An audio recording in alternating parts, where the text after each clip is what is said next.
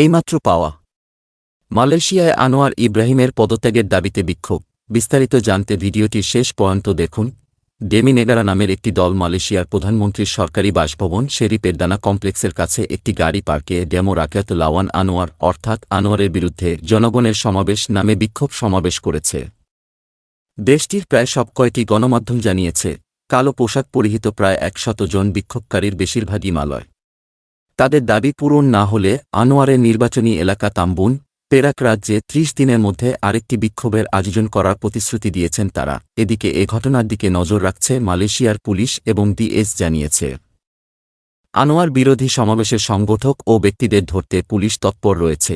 এর আগে বিক্ষোভকারীরা স্লোগান দিচ্ছিল যে রাক্কত ব্যাংকিত অর্থাৎ মালয়দের জন্য মানুষ জাগো এবং হালাও ব্ল্যাকরক অর্থাৎ শেয়ার চুক্তির প্রসঙ্গে ব্ল্যাকরককে দূর করুন। তারা যে প্ল্যাকার্ড নিয়ে এসেছে তাতে দেশের এ সমস্যার জন্য প্রধানমন্ত্রী দাতুক শেরি আনোয়ার ইব্রাহিমকে দায়ী করা হচ্ছে। যে সময় এ বিক্ষোভ চলছিল সে সময় আনোয়ার ইব্রাহিম আশেপাশে ছিলেন না। সে সময় তিনি মালয়েশিয়ার পেনাং রাজ্যে সফরে ছিলেন। এদিকে মালয় মেইল জানিয়েছে, মালয়েশিয়ার অর্থমন্ত্রী রাফিজি রামলি বিক্ষোভের দাবির প্রতিক্রিয়ায় রসিকতা করেছে, বলেছেন যে সমাবেশ বিক্ষোভকারীরা তার বিড়ালের সামনে প্রদর্শন করতে পারে।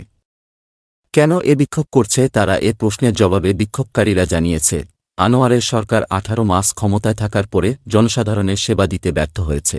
তাদের দাবির মধ্যে রয়েছে ডিজেল ও গ্যাসের দাম কমানো, দাম না বাড়িয়ে স্থানীয় চালের সরবরাহ করা এবং চাষিদের দুর্দশা হতে রক্ষা করা, অবদানকারীদের কর্মচারী ভবিষ্যৎ তহবিল ইপিএফ থেকে টাকা উত্তোলনের অনুমতি ফিরিয়ে দেওয়া, জীবনযাত্রার ব্যয় বৃদ্ধি কমানো, জনস্বাস্থ্য কর্মীদের অধিকার রক্ষা করা ও স্বাস্থ্যসেবার অবকাঠামো উন্নত করা এবং জনস্বাস্থ্য সেবার বেসরকারীকরণ বাতিল করা, বিরোধী সংসদ সদস্যদের জন্য সমপরিমাণ আর্থিক বরাদ্দ প্রদান করা, সবার জন্য বাক স্বাধীনতা নিশ্চিত করা এবং আন্তর্জাতিক মুদ্রা তহবিল আইএমএফ কে দেশটির অর্থনীতিতে প্রভাব ফেলতে বাধা দেওয়া। এদিকে ফ্রি মালয়েশিয়া জানিয়েছে, দেশটির স্বরাষ্ট্রমন্ত্রী দাতুক শেরি সাইফুদ্দিন নাসুশন ইসমাইল বলেছেন, আনোয়ার বিরোধী সমাবেশ প্রমাণ করে যে মালয়েশিয়ানরা স্বাধীনভাবে সরকারের সমালোচনা করতে ও শান্তিপূর্ণভাবে প্রতিবাদ করতে পারে।